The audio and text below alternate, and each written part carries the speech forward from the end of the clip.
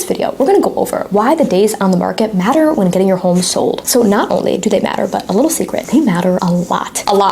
This is probably one of the most important factors when getting your home sold, to be honest with you. The longer your home sits on the market, when more days add up and time goes by, the more likely a buyer will think that there's something wrong with your home. Out of all the homes I've ever sold, on the selling side and the buy side, representing the buyer, this is always the case across the board, in any market, in any area, in any neighborhood, in any building, does not matter. Always the case. It's honestly just how human psychology works. So they think if a home is sitting for 90, 100, 120, 150 a year, then there's definitely something wrong with the home. It's just how every buyer thinks. And no matter what an agent does in the industry, we can't really get around this. This is why I always say that your first 2 weeks on the market are so crucial. So if you mess up that time in the beginning of your listing, when first putting your home on the market, it's going to be very hard to recoup that time and get that time back to make another first impression. It just can't be done. If you aren't seeing traction in that first 2 weeks, honestly, I know it sounds really aggressive, but I like to say first 2 weeks. If you aren't seeing traction, no showings coming through the door, no offers, you need to make changes, and you need to make them fast, because you do not want those days on the market to start accumulating. And I always say, not only does every day on the market make it harder and harder to sell your home, but you're going to end up walking away with more money than if you made these adjustments in the beginning and worked on selling your home quicker. You're guaranteed going to end up with less money. So this is why the beginning is so crucial. And your agent needs to be working aggressively during the beginning of the listing to make sure your home's sold. Now, I say aggressively in the beginning of the listing, but honestly, they should be working aggressively the entire time until it's sold. But if you see that they're kind of being laid back and not really proactive about doing things in the beginning, it's a huge red flag in my opinion. That is a time as an agent where you need to come out with all certain creative ideas, strategies to make sure you're getting as many buyers in the door as possible, as fast as you can. Now, I want you to remember this in human psychology. It goes for any industry across the board in the world. People want what they feel like other people want as well, or what they can't have. This is why when something sits on the market for say 150 days, in their mind, they're thinking that nobody wants this home. And that's why they're probably not going to be as interested. Or if they're going to be interested, they're going to come in with a very low offer because they feel like nobody else wants it and they can get away with it. Versus in the first 2 weeks when you're having all these showings and it's almost like hard for the buyer to get into the home to see it, then it becomes very different in their mind. Now they're looking at this home and putting it on a pedestal. And this is where bidding wars come from. And everybody who knows me knows how much I love bidding wars.